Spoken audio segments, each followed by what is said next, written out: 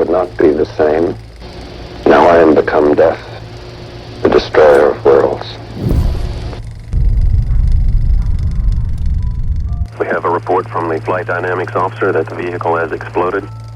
This is a recording of the execution of Ivan Ray Stanley, EF 103603. The superintendent has afforded the condemned an opportunity to make a last statement. He has declined to make a last statement.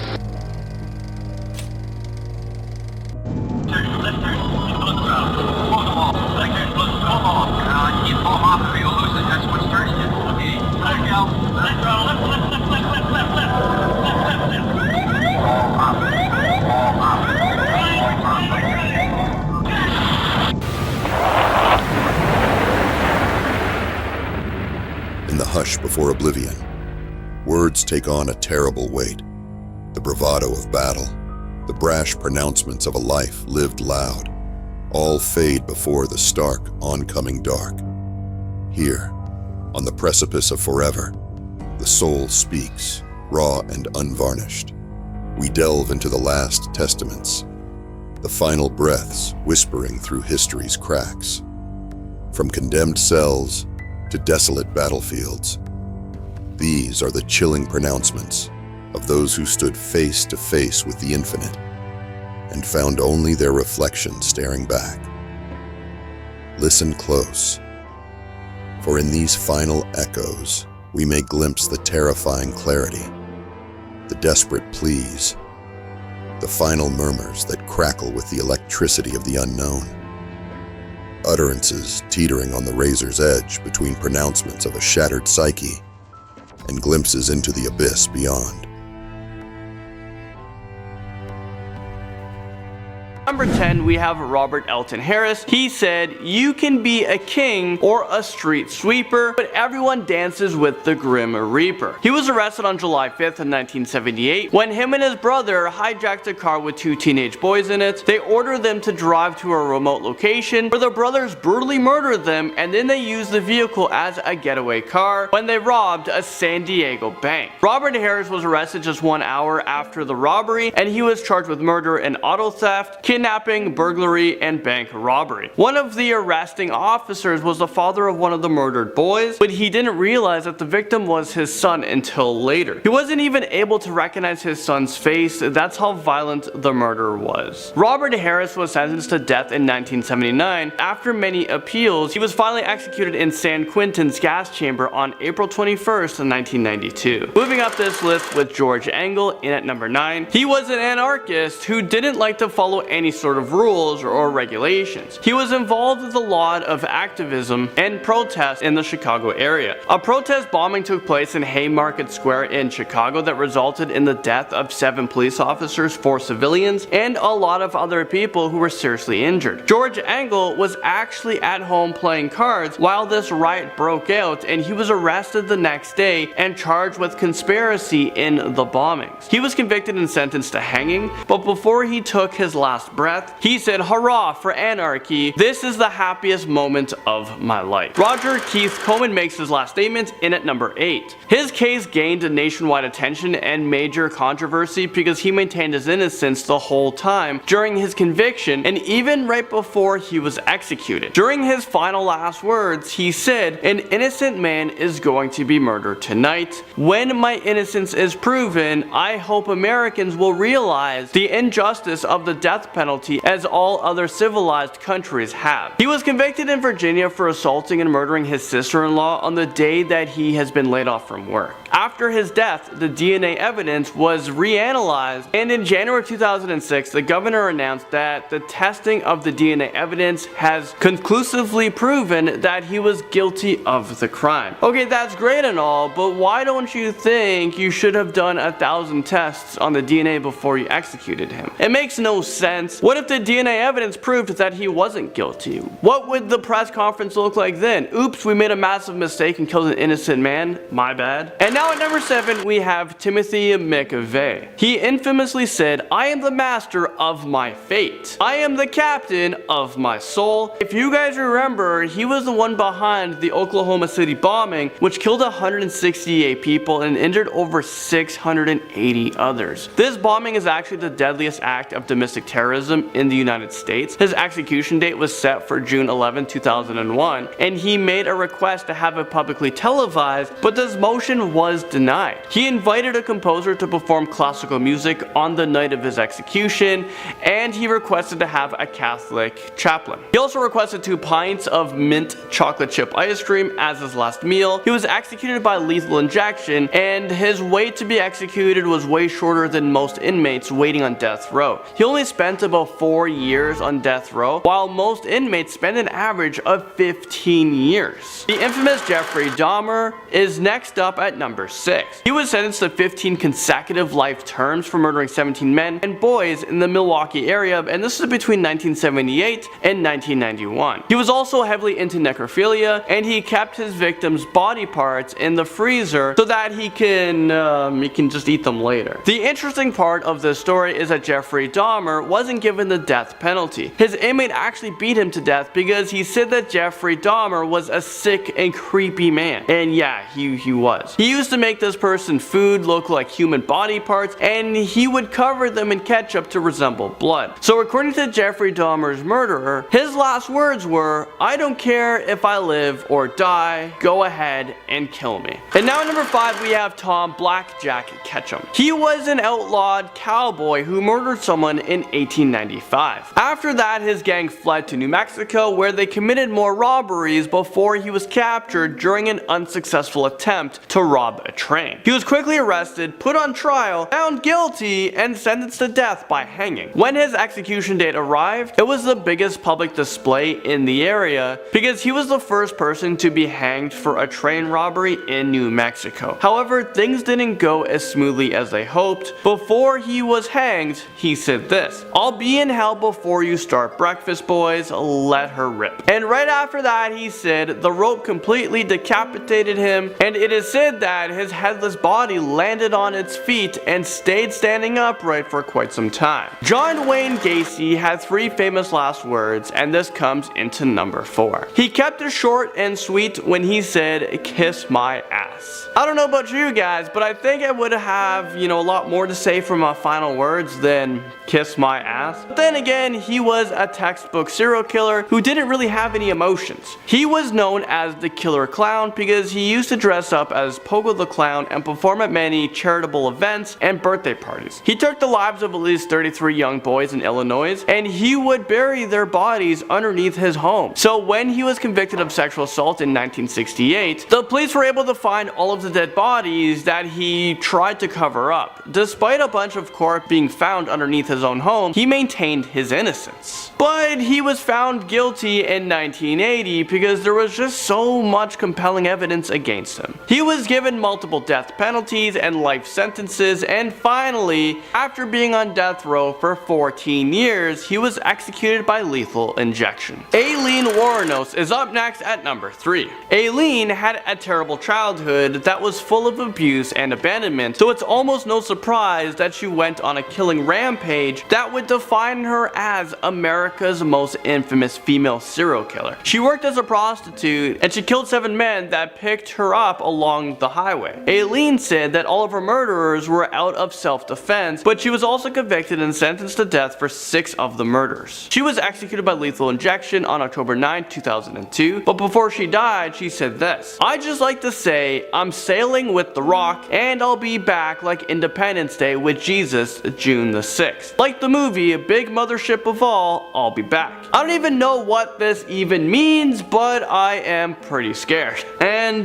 June 6th, what happens on June 6th? Carl Panzram's last words makes it onto this list at number 2. You probably don't recognize his name, but he is actually known as one of the most sadistic American serial killers of all time. He had more than a dozen aliases, and no one knew anything about what he has done for years until he was captured in November 1928. Before his death, he confessed to killing 21 people and sexually harming all 1,000 males. Is this real life right now? And right before he was hanged, he said, "In my lifetime, I have murdered 21 human beings. I have committed thousands of burglaries, robberies, larcenies, arsons, and last but not least, I have committed sodomy on more than 1,000 male human beings." That is just sickening, and for all those reasons, I'm not the least bit sorry for this guy. The Vampire of Dusseldorf falls onto our list at number 1. He is known as a vampire because he would occasionally attempt to drink the blood from his victims' wounds while they were still alive.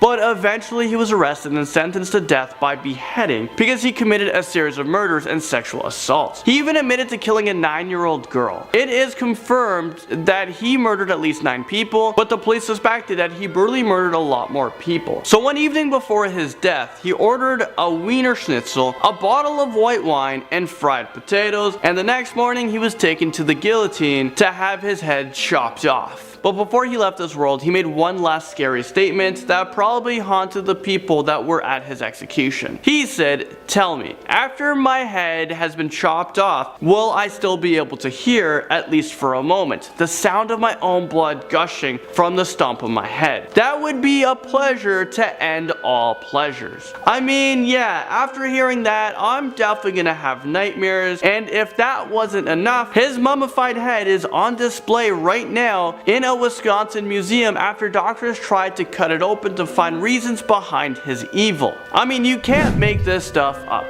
Peter Kürten was a German man known as the Vampire of Dusseldorf who took the lives and took advantage of many people between February and November 1929. The first death he definitely committed occurred on May 25th, 1913. During the course of a burglary, he encountered a girl named Christine Klein asleep in her bed. Peter strangled her, then slashed her twice across the throat with a pocket knife. Now this made him excited down there, if you know what I mean, due to him hearing the dripping from her wounds onto the floor by her bed and on his hand. He then did this multiple times to countless other victims. Then one day Peter confessed to his wife that he was the Vampire of Dusseldorf, and in the information provided to detectives, his wife explained that although she had known her husband had been repeatedly imprisoned in the past, she was unaware of his culpability in any deaths. He was arrested and was charged with 9 counts of homicide and 7 of attempted homicide. Now he pleaded not guilty by reason of insanity to each of those charges, but he was found guilty and sentenced to death on 9 counts. Now he was also found guilty of 7 counts of attempted homicide. Now Peter displayed no emotion as his sentence was passed, and at 6 o'clock on the morning of July 2nd, 1931, Peter was beheaded via guillotine. Since he loved blood, his last words were, "Tell me, after my head has been chopped off, will I still be able to hear at the sound of my own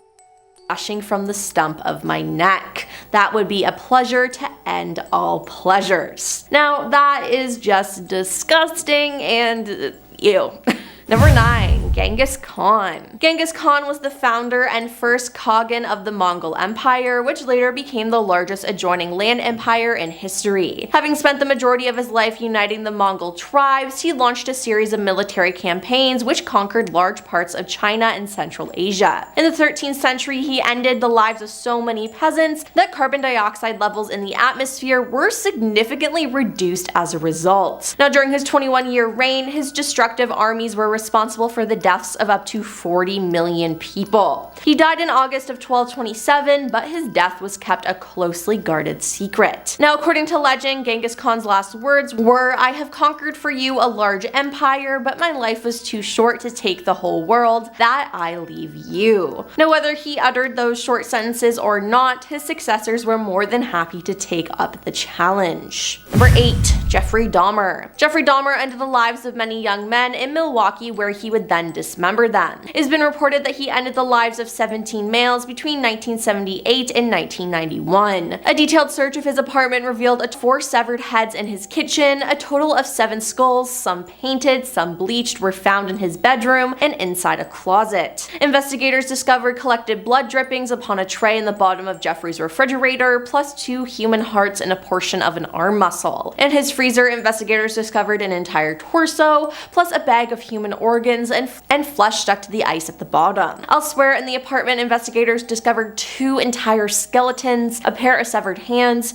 2 severed and preserved male sex organs, a mummified scalp, and in a 57-gallon drum, 3 further dismembered torsos dissolving in an acid solution. A total of 74 Polaroid pictures detailing the dismemberment of his victims were also found, which is just disgusting.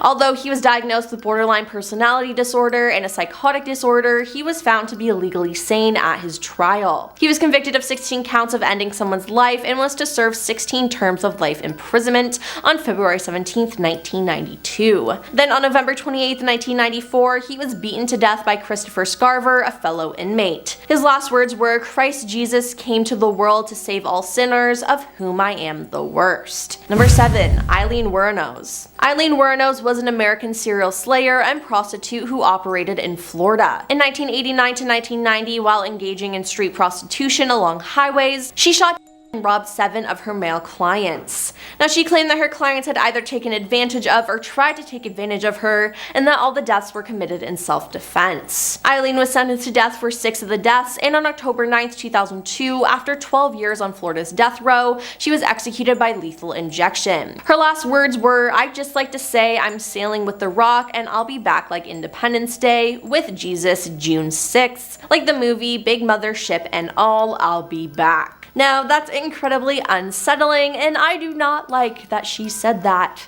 at all. Number 6. Charles Manson. Charles Manson was a criminal who created a cult called the Manson family. It was active in California in the late 1960s and early 1970s. Now, the group consisted of approximately 100 followers who lived an unconventional lifestyle and frequently used psychoactive substances. Now, according to group member Susan Atkins, the members of the family became convinced that Manson was a manifestation of Jesus Christ. Now, some of the members committed a series of 9 deaths at 4 locations in July and August of 1969. In 1971, Manson was convicted of first-degree homicide and conspiracy to commit homicide for the deaths of 7 people, including the film actress Sharon Tate. The prosecution contended that while Manson never directly ordered the deaths, his ideology constituted an overt act of conspiracy. Now, on March 4th, 1971, during sentencing hearings, Manson trimmed his beard to a fork and shaved his head, telling the media, "I am the devil, and the devil always has a bald head." Then on March 29th, 1971, the jury sentenced him to death. Manson, though, died from cardiac arrest resulting from respiratory failure brought on by colon cancer at a hospital on November 19th, 2017. His last words were, "I'm the most famous human being not only that is alive, but the most famous human being that has ever lived." Yeah, you can tell he still had a big ego even while looking into the eyes of a death. Number 5. Salvador Ramos. You may not know this man's name, but you do know his crime. On May 24th, 2022, Salvador Ramos and his 66-year-old grandmother had an argument over his failure to graduate from high school, during which he shot her in the face before taking her black 2008 Ford F-150. Ramos, using his Facebook account, sent 3 private messages to a girl from Germany whom he had met online. The first said that he was going to shoot his grandmother, the second said that he had shot his grandmother, and a third, about 15 minutes before the said that he was going to open fire at an elementary school. He went to Robb Elementary School, his former school, and fatally shot 19 students and 2 teachers, while 17 others were injured but survived. Now, details are still fuzzy about what happened, as it took the police forever to get into the building to take Salvador down, but what I could gather is he was in a room and opened the door and said good night before shooting officers. In return, the officers back, ending his life. Number 4. Richard Ramirez. Richard Ramirez, dubbed the Night Stalker, had a highly publicized home invasion and life-ending spree that terrorized the residents of the greater Los Angeles area and later the San Francisco Bay Area over the course of 14 months. Richard cultivated a strong interest in Satanism and the occult and would often commit burglaries to support his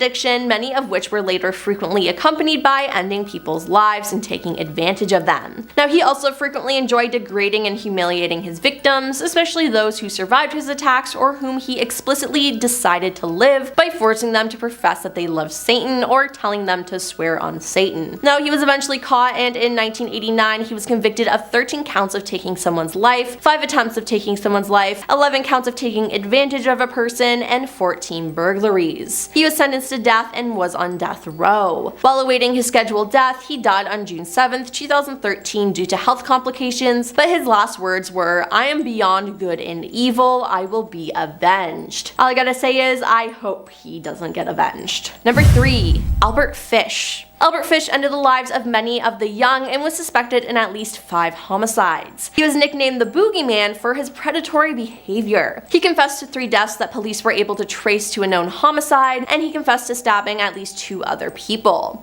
Now, Albert once boasted that his number of victims was about 100. He abducted Grace Budd in 1928, and in an abandoned home in Westchester County, New York, he ended her life and devoured her body. He wrote a letter to Grace's mother telling her about the crimes he committed against her daughter. He said, "When all was ready, I went to the window and called her. Then I hid in a closet until she was in the room. When she saw me all naked, she began to cry and tried to run downstairs. I grabbed her and she said she would tell her mama. How did she kick, bite, and scratch? I then cut her into small pieces so I could take my meat to my rooms, cook, and eat it." Now, this is extremely disturbing, and I cannot imagine how her mother felt, and as a result, he was executed on January 16th, 1936 in the electric chair, and his last words were reportedly, "I don't even know why I'm here." Which again is disturbing, because did he really think he didn't deserve to die after the horrible crimes he committed? Number 2. Carl Panzram. Carl Panzram was a serial slayer, arsonist, burglar, and someone who took advantage of men. In prison confessions and in his autobiography, he confessed to having committed 21 deaths, only 5 of which could be corroborated. He's suspected of ending the lives of more than 100 men in the United States alone, and several more in Portuguese Angola. He also confessed to having committed more than 1,000 acts of taking advantage of men. His last words were, "In my lifetime, I have murdered 22 human beings. I have committed thousands of burglaries, robberies, larcenies, arsons, and last but not least, I've committed sodomy on more than 1,000 male human beings. For all these things, I am not the least bit sorry." Now, again, that's just plain disturbing, as he had no remorse at all. And coming at number 1 is Jake Berg. In 1949, Jake Berg, sometimes referred to as the Tacoma Axe Killer, was arrested by police after breaking into the home of Bertha Klutt and her daughter Beverly June Klutt and ending their lives with an axe. Upon questioning by authorities, Jake revealed intimate knowledge of 33 other deaths of Caucasian women, which made him a prime suspect for those as well. On July 15, 1949, Jake was hanged at the Washington State Penitentiary, but not before he uttered what would be later known as the Bird Hex in his final statement. He said, "I'm putting the Jake Bird Hex on all of you who had anything to do with my being punished. Mark my words, you will die before I do." Now, the real scary thing about this is that within a year of his execution, 6 people connected to this case did die. So, is it a curse? Was it a coincidence? Who knows? We have a burning statement. Jose Villegas was convicted of murdering his ex-girlfriend, her young son, and her mother 13 years ago, and he was sentenced to be executed. He was also convicted for making terroristic threats to kill women, burglary, and possessing inhalants. His attorney argued that the stabbings weren't intentional because he was mentally ill. Keep in mind that the Supreme Court prohibits the execution of mentally impaired people, but the Supreme Court denied their appeals because they said that previous examinations of Jose Villegas showed no mental impairment. And they also argued that his lawyers had 10 years to bring up his mental impairment, but they didn't until just days before his scheduled execution. So as the medical technician inserted the lethal drug, he said, "It does kind of burn. Goodbye." He then gasped several times, his breathing started to get quieter, and within 1 minute, he stopped moving and his pulse stopped. Up next, number 9, we have an unusual statement. Richard Cobb said these last words before he was declared dead. "Wow.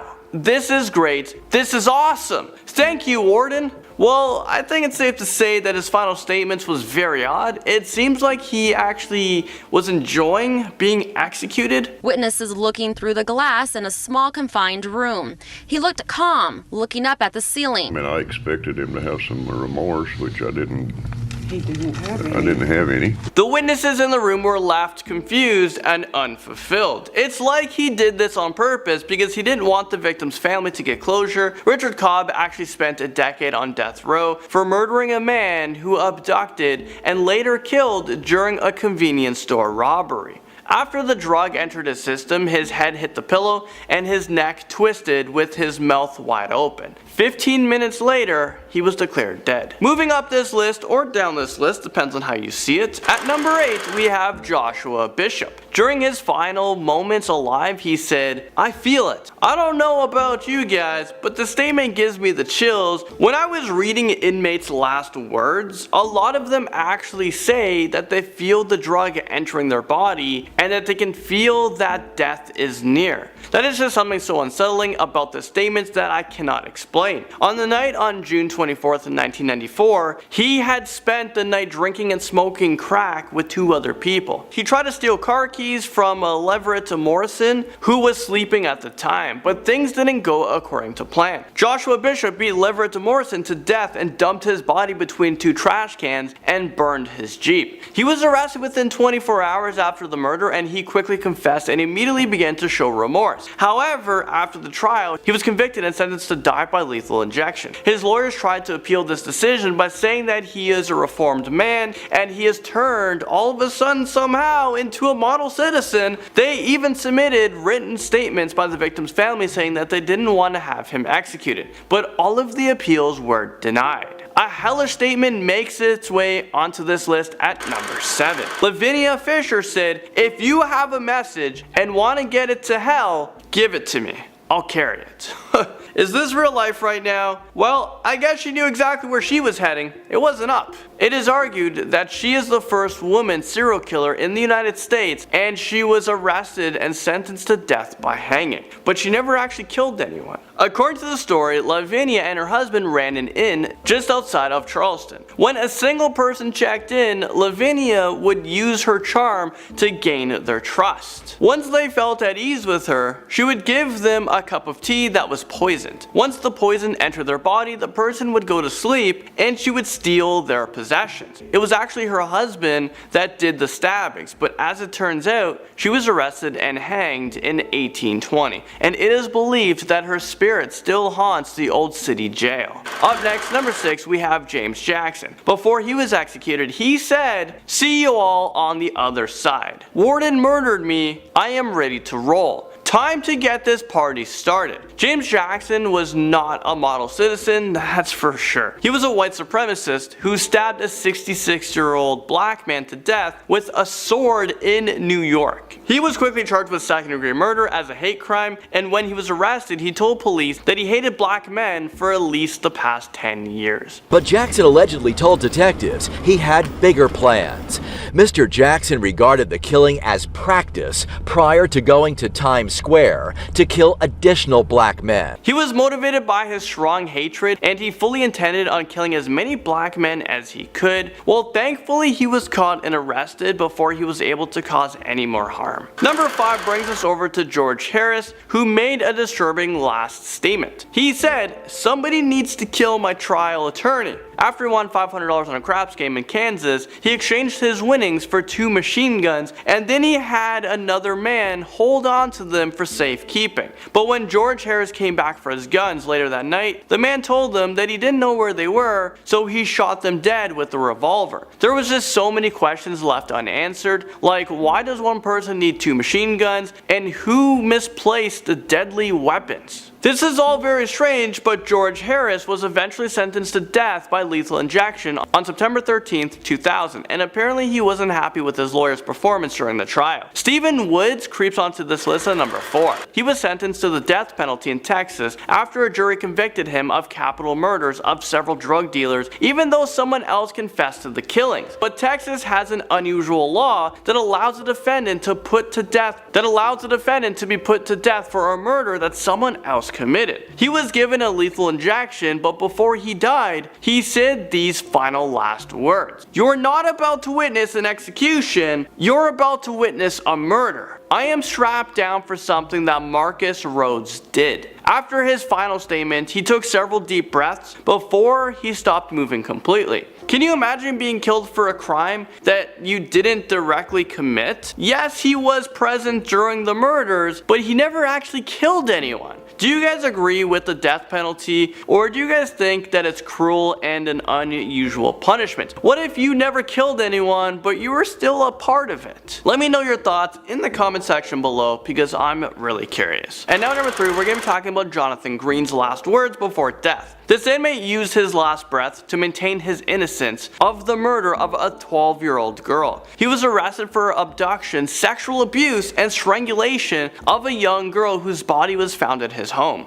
His lawyer made several last-ditch efforts to have his death sentence reversed, but none of them were successful. Before he was given the lethal injection, the warden asked him if he had any last words, but he shook his head and said no. But just a few seconds later, he changed his mind and said, "I'm an innocent man. I never killed anyone. Y'all are killing an innocent man." I know that these last words are probably said a lot, but what if they weren't lying? What if they really were innocent? Now that we have better resources and more forensic analysis, it is believed that at least 4.1% of death row inmates would have been exonerated because this DNA evidence wasn't available to them at the time of their conviction. They were given the death penalty when they were actually innocent. We have another chilling statement coming in at number 2. Christina Marie Riggs was a single mother to 5-year-old Justin and 2-year-old Shelby. On the outside, it looked like they were a beautiful family, but Christina Riggs had a dark secret. She was miserable and insecure. She complained about not having enough money to get by. That's when on November 4th, 1997, she did the unthinkable. She gave her son and daughter antidepressants in a cup in order to sedate them, and she injected her son with potassium chloride to put him to sleep. When that didn't work, she smothered them with a pillow. After she murdered her 2 children, she wrote suicide notes before she attempted to overdose on antidepressants. However, her suicide attempt failed, and she was found guilty and sentenced to death. Before her execution, she said, "There is no way words can express how sorry I am taking the lives of my babies. Now I can be with my babies as I always intended." She was executed by lethal injection with potassium chloride, which is the same heart-stopping drug she attempted to use on her children.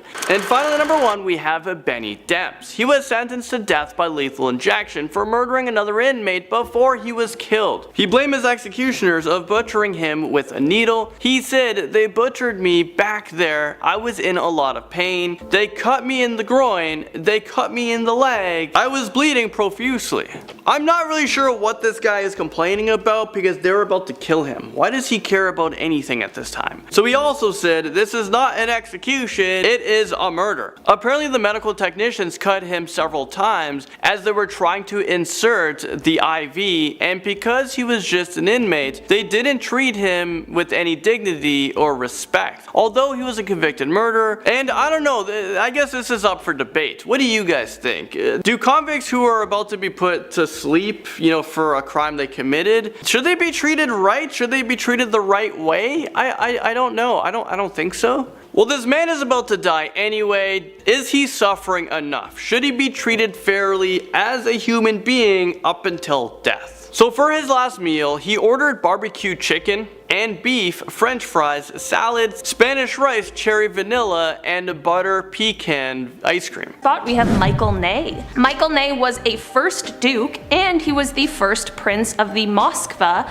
and was a French military commander in the French Revolutionary Wars, as well as the Napoleonic Wars. He was even one of the original 18 marshals of the empire that Napoleon I created. After Napoleon was dethroned and exiled in 1815, however, Michael was arrested and tried by the Chamber of Peers for treason. When the verdict was given, 137 peers voted for the death penalty, 17 voted for deportation, 5 abstained, and there was 1 single vote for acquittal.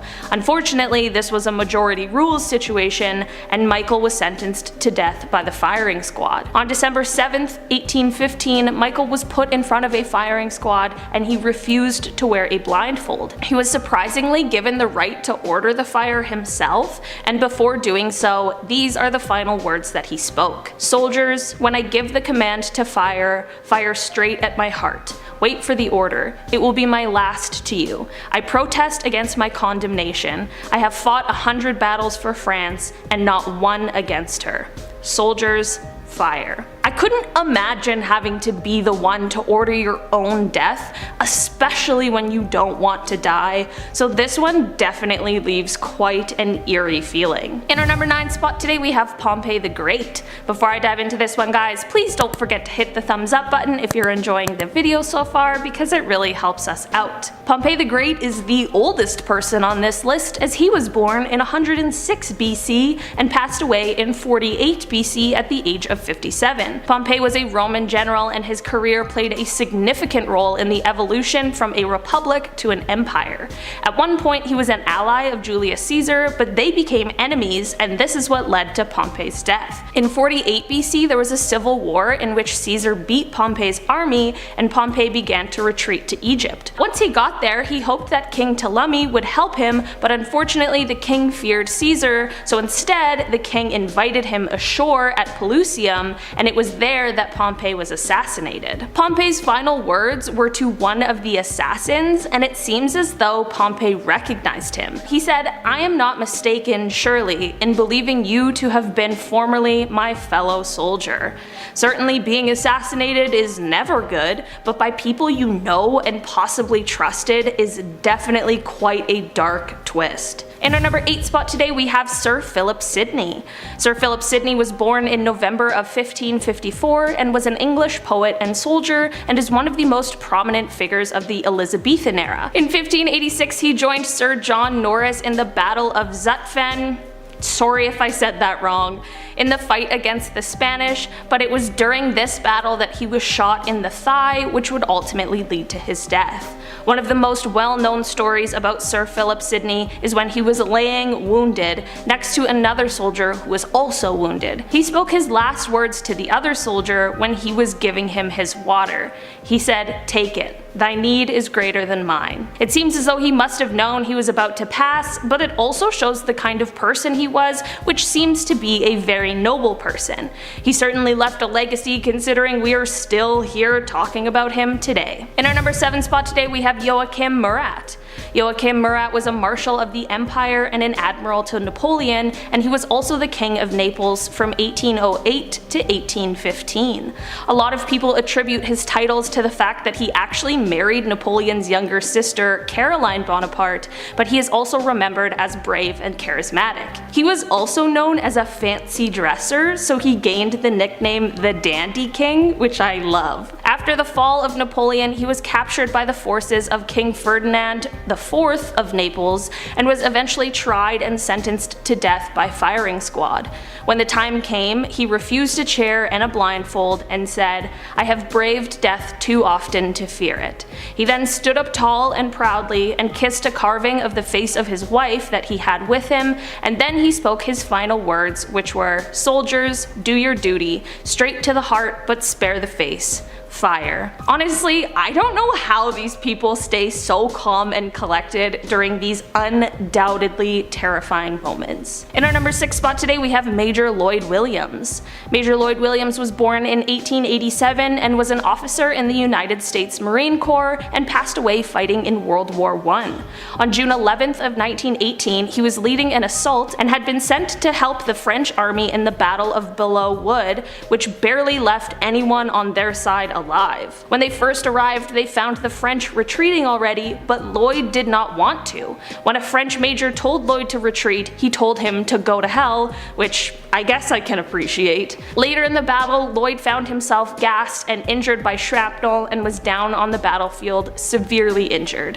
When medics approached him, he spoke his last words, which were, "Don't bother with me, take care of my good men." I obviously have no knowledge of what would have happened if they did choose to retreat when the French major suggested it, but I definitely think it is honorable that he ensured his men were tended to first. In our number 5 spot today, we have Murray Hudson. Murray Hudson was born in 1938 and was a sergeant with the Royal New Zealand Infantry Regiment.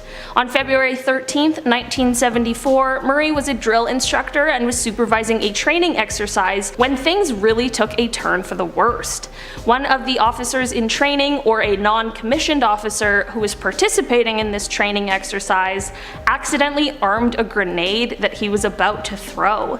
This is obviously an incredibly frightening situation and one that made the officer completely freeze. After all, what really do you do in that situation? Murray saw him freeze and realized what had happened and ordered him to throw it, which I guess is the smartest move and the thing that you would do in this situation. The officer unfortunately was still frozen and wasn't reacting, so in an attempt to save him, Murray went over and took his hand and tried to release the grenade so that he could throw it. During this process, the grenade unfortunately exploded, which took both of their lives. The final words of Murray were his directions and him saying, "Throw it, just throw it." Such a tragic event that absolutely could have been avoided. Murray was awarded the George Cross after his passing, which is the highest award bestowed by the British government for gallantry not in the presence of an enemy. In our number 4 spot today, we have Louis Joseph de Montcalm. Louis Joseph was a French soldier who was born in 1712 and was commander of the forces in North America during the 7 Years' War. In September of 1759, he decided to attack the British with the forces he had instead of waiting for more people and more numbers. Many people believed that this was his greatest mistake, but he felt like if he waited, they wouldn't have been able to defeat the British. That may be true, but without waiting, the British of course still defeated the French forces. Louis was riding back to the city when he was struck by a musket shot in the back. There were 3 soldiers who helped him back to the city and to a surgeon who explained that he wouldn't be able to even make it through the night. Before his commanding officers left him for the last time, he had some not so nice words for them. His final words happened to be, "I have much business that must be attended to of greater moment than your ruined garrison and this wretched country." Considering he's talking about the country that I live in, that seems a little rude, but I can understand why he felt that way. In our number 3 spot today, we have Simon Bolivar. Simon, who is often referred to as the Liberator, was born in 1783 and was a military and political leader that led Venezuela, Bolivia, Colombia, Ecuador, Peru, and Panama to their independence from the Spanish Empire. He was 47 years old in 1830 and had resigned from his presidency and was planning on heading to Europe. He even had already sent crates of his belongings, but unfortunately fell extremely ill before he was able to leave his country. On December 17th of 1830, he was about to lose his battle with tuberculosis and was extremely delirious, so his last words are actually very strange. There are some accounts that his last words were, "Damn it, how will I ever get out of this labyrinth?" And other accounts say that his final words were, "Fetch the luggage, they do not want us here." Truthfully, either way, it is clear that he wasn't necessarily in his right mind, but it's also very clear that he was looking for some way out or some sort of escape. In our number 2 spot today, we have John Sedgwick.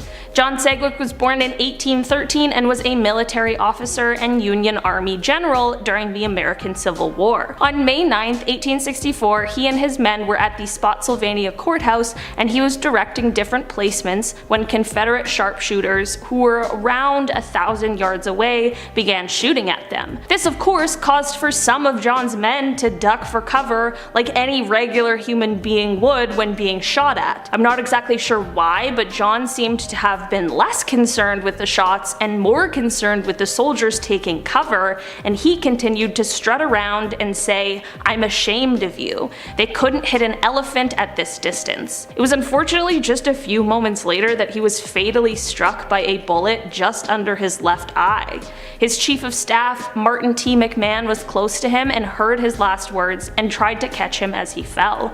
Medical personnel were of course called as quickly as possible, but unfortunately he never regained consciousness. In our number 1 spot today we have Alexander Prokhorenko.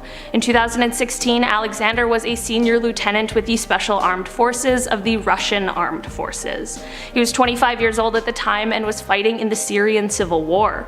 On March 17th of 2016, during the Palmyra offensive, he found himself surrounded by ISIS militants. Not wanting to be captured alive and also bravely doing what he thought was best, he ordered an airstrike on his location. His command was slightly confused in the beginning of this order and asked him to confirm his order, and this is when Alexander spoke his final words to command. He said, "They are outside. This is the end, Commander. Thank you. Tell my family and my country I love them. Tell them I was brave and I fought until I could no longer. Please take care of my family. Avenge my death. Goodbye, Commander. Tell my family I love them." Alexander left behind his wife Katya and the child they were expecting at the time of his death. He was nicknamed the Russian Rambo after his death and was awarded the title Hero of the Russian Federation for his ultimate sacrifice. Our 10th spot we have Alexander Prokhorenko. In 2016, Alexander was a senior lieutenant with the Special Armed Forces of the Russian Armed Forces. He was 25 years old at the time and was fighting in the Syrian civil war. On March 17th of 2016, during the Palmyra offensive,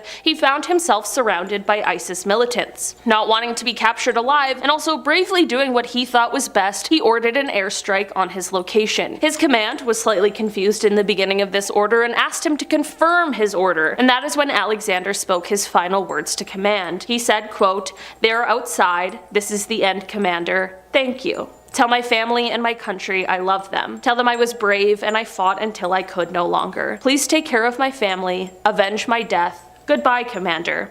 Tell my family I love them." Alexander left behind his wife Katya and the child that they were expecting at the time of his death. He was nicknamed the Russian Rambo after his death and was awarded the title Hero of the Russian Federation for his ultimate sacrifice. In our number 9 spot today we have Michael Ney. Michael was the first Duke of Elchingen and was the first Prince of Moskva and was a French military commander in the French Revolutionary Wars as well as the Napoleonic Wars. He was even one of the original 18 marshals of the empire that Napoleon I created. After Napoleon was dethroned and exiled in 1815, however, Michael was arrested and tried by the Chamber of Peers for treason. When the verdict was given, 137 peers voted for the death penalty, 17 voted for deportation, 5 abstained, and there was 1 single vote for acquittal. Unfortunately, this was a majority rule situation and Michael was sentenced to death by the firing squad. On December 7th, 1815, Michael was put in front of a firing squad and he refused to wear a blindfold. He was surprisingly given the right to order the fire himself, and before doing so, these are the final words that he spoke. Quote, "Soldiers, when I give the command to fire, fire straight at my heart.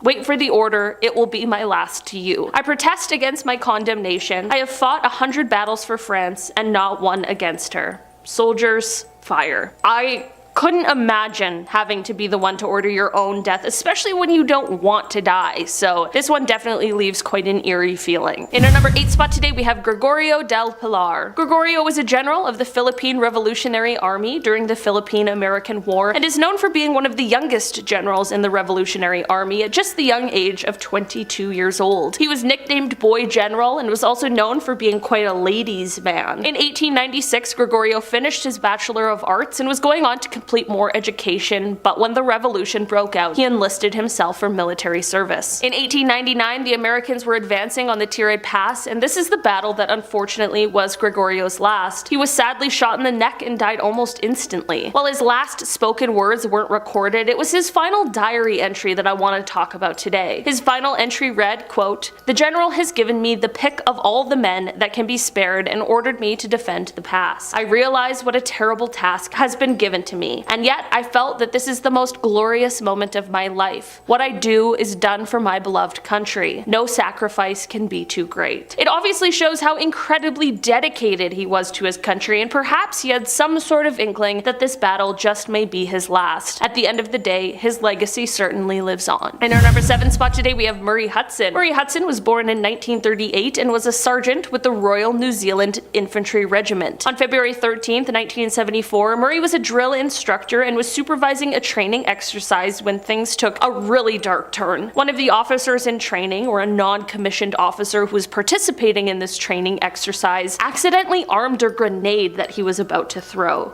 This is obviously an incredibly frightening situation, and one that made the officer completely freeze. After all, what do you really do in that situation? Murray saw him freeze and realized what had happened and ordered him to throw it, which I guess is the smartest move and the only thing that you can do. The officer unfortunately was still frozen and wasn't reacting, so in an attempt to save him, Murray went over and took his hand and tried to release the grenade so that he could throw it. During this process, the grenade unfortunately exploded, which took both of their lives. The final words of Murray were his directions and him saying, "Throw it! Just throw it." Such a tragic event that absolutely could have been avoided. Murray was awarded the George Cross after his passing, which is the highest award bestowed by the British government for gallantry not in the presence of an enemy. In our number 6 spot today, we have Sanada Yukimura. During the Warring States period in Japan, there was one incredibly famous samurai warrior. Sanada Yukimura, whose real name was Sanada Nobushige, was an incredible fighter and is best known for being the leading general on the defending side of the siege of Osaka. Sanada is known as a hero and has even been called the #1 hero in Japan. Unfortunately, the summer siege of Osaka Castle was his last, where his haunting last words come from. He ended up being mortally struck, and this is when he stumbled out onto the field while removing his helmet. This is when he said the words, quote, "I am Sanada Nobushige, no doubt an adversary quite worthy of you, but I am exhausted and can fight no longer. Go on.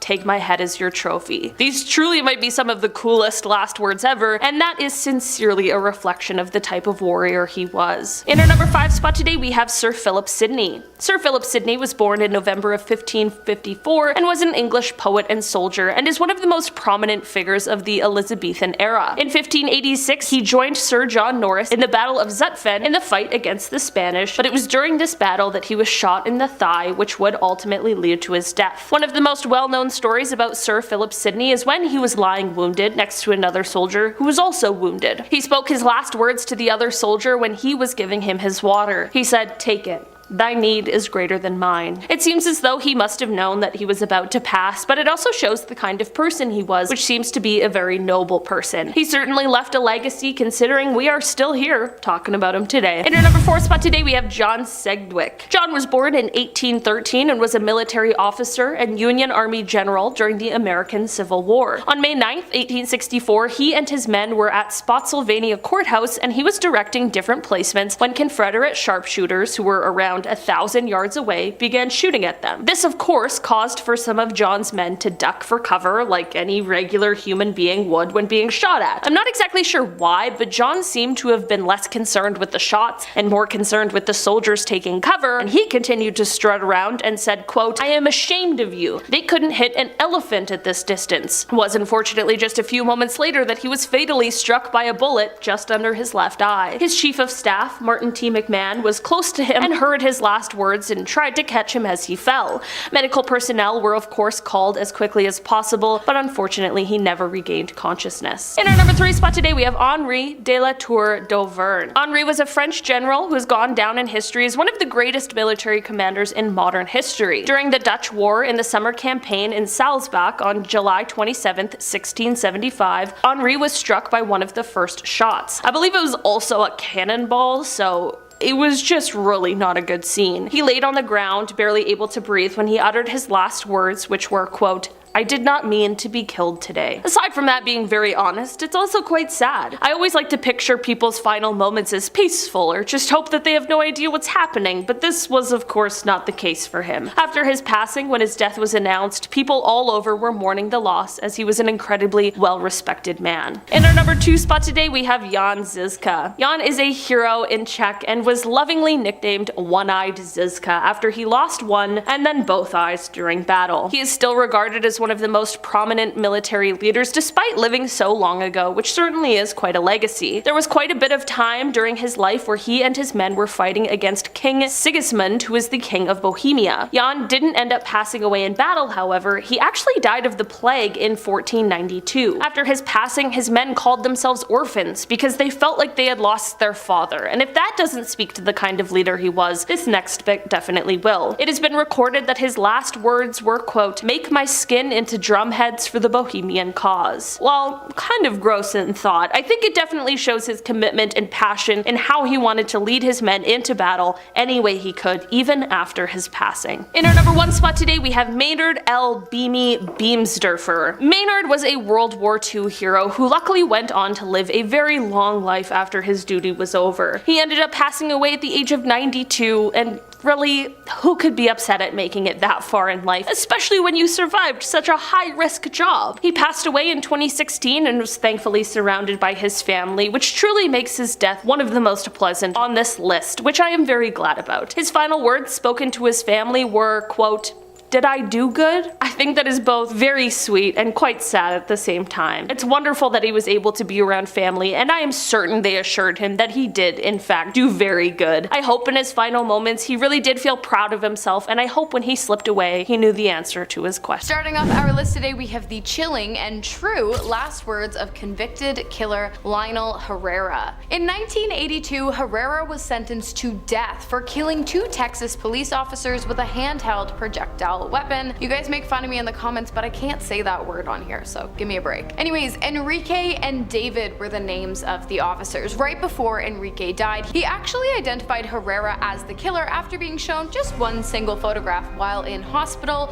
receiving treatment for his injuries. Because of this, Herrera was found guilty, and under duress, he also confessed to killing David. After being sentenced to death, however, Lionel filed a petition with the court, claiming that new evidence proved that he did not actually commit either crime and that his brother was the killer instead. That actually turned out to be true, but at this point, Herrera had already been sentenced, and the Supreme Court ruled that evidence demonstrating innocence did not negate the sentence, and so on May 12th of 1999, Lionel was executed by lethal injection, but not before he said his final words. "I am innocent, innocent, innocent. Make no mistake about this. I owe society nothing. I'm an innocent man, and something very wrong is taking place."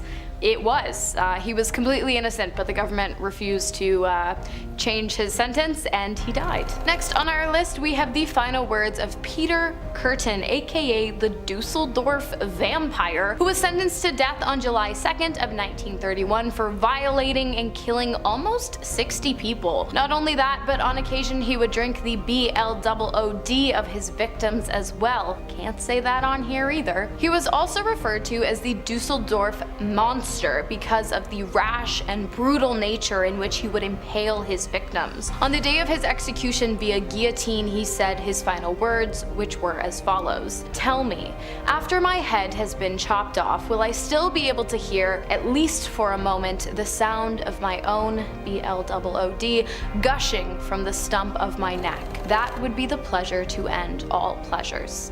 So this guy was clearly messed up, so much in fact that after his head came off, it was mummified and sliced open so that researchers could study his inner cranium.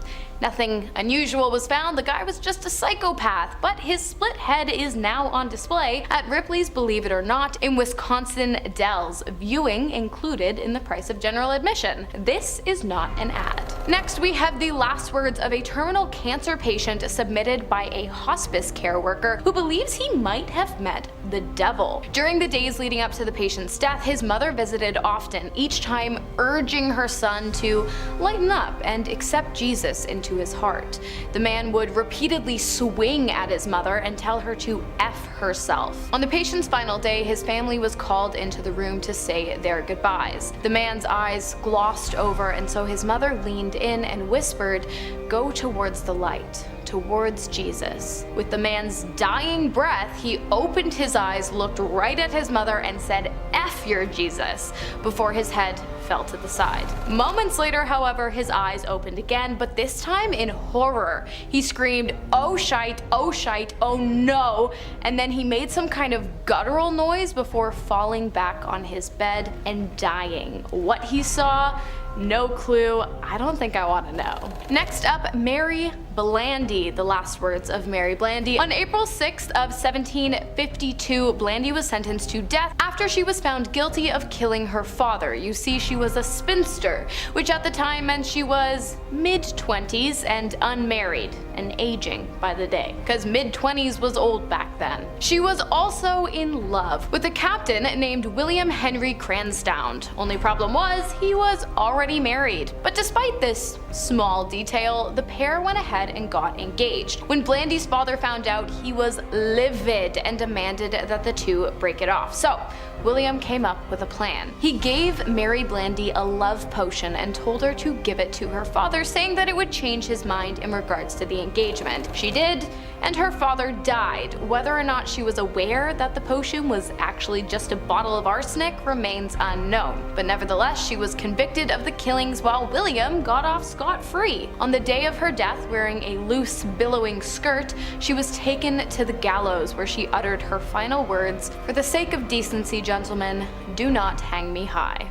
Just pretty clever, if you ask me. Next on the list, we have the last incredibly painful words of Wallace Wilkerson. In the 1870s, Wilkerson was convicted of killing a man during a dispute over the outcome of a card game and sentenced to death by firing squad. On the 18th of May in 1879, his sentence was carried out. Now, generally, when a criminal meets their death at the sore end of a firearm, they do so blindfolded, but Wilkerson had other plans, and so he refused the blindfold and instead traded it in for a cigar. His last words, "I give you my word, I intend to die like a man, looking my executioners right in the eye." Well, those were almost his last words, because the first round of projectiles actually failed to do the job. They hit him but missed his vital organs. Instead, Wilkerson's actual last words were, oh my god, they missed." He spent the next 20 minutes struggling to breathe before he eventually died. The execution was later rightfully criticized by a writer for the local paper who wrote,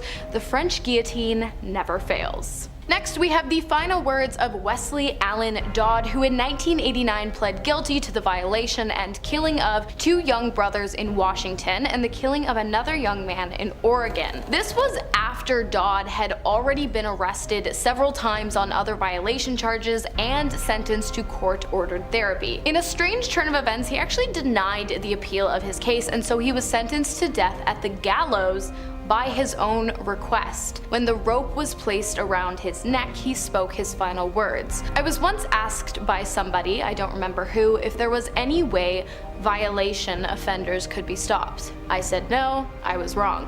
And then he died. The last words of Carlos Grandos are next. In 1998, Carlos was arrested after impaling his girlfriend, Catherine Jimenez, who he was living with at the time, and her son with a blade after an argument had broken out in which Catherine had asked him to leave. Catherine survived, but her son did not. For his crimes, Carlos was given the death sentence. On January 10th of 2007, the sentence was carried out via lethal injection. Catherine watched from behind a glass window just a few feet away from Carlos. Before he died, he looked at her and said, "Kathy, you know I never meant to hurt you. I gave you everything, and that's what made me so angry. But I never meant to hurt you. I'm sorry." What really gets me about this one, and what makes it really creepy, is the fact that Carlos took his last living moments as an opportunity to patronize Catherine after having repeatedly done so over the years. I feel like this story kind of serves as a warning to get out at the first sign of warning signs in regards to these kinds of situations and behaviors. Next up, we have the last words of a dying man submitted by a nurse who had been caring for him in his final days. The nurse said that one night they were called in to check on a man. They entered his room and he looked at them and said, "The devil has been in my room all night, but don't worry, God is with you. And after that, the man suffered an intense seizure and he died with his eyes wide open and a menacing grimace plastered over his face. In the days leading up to his death, the man had often been heard yelling about the devil and screaming over and over, "Get out of here, the building's gonna blow." The nurse said that they didn't think much of it at the time, but they haven't been able to think about much else since. Next up, we have a story submitted by another nurse, this time working in a cardiac ICU unit. It's a short story, but a chilling one nonetheless. The nurse had been treating a patient with a pulmonary artery rupture. He seemed stable at the time, and so the two had been joking around with a few other nurses on the floor. All of a sudden, bright red BLOOD began flooding and spewing out of the patient's mouth in alarming quantities. He looked up at the nurse and said his final words, "Why is this happening to me?" The patient died soon after, and the nurse who posted the story wrote that the incident still haunts them to this day. That one actually gave me goosebumps. Ugh. Finally, we have one more story submitted by a nurse detailing the last moments of a patient's life along with the patient's final words. Of course, that's the title of the video. In the days leading up to an old woman's death, she had flagged a nurse down to say, "You know where I'm going." The nurse asked what she meant, and the old woman replied, "You know where I'm going, and it ain't up." The nurse, beginning to understand what the woman meant, asked her if she wanted to speak with the priest on staff, to which the old woman just replied, "It's too late for that," before continuing to walk down the hallway of the nursing home. A few days later, while eating dinner, the old woman started screaming and yelling, "Fire! Fire! There's fire everywhere!" And she never spoke again. And then she died shortly after, leaving few to wonder where she went after she did. I guess she should have spoken to the priest. Want to see more videos like this one? Check out this video next. It's about shocking discoveries that prove giants exist. See you guys in the next video. Peace.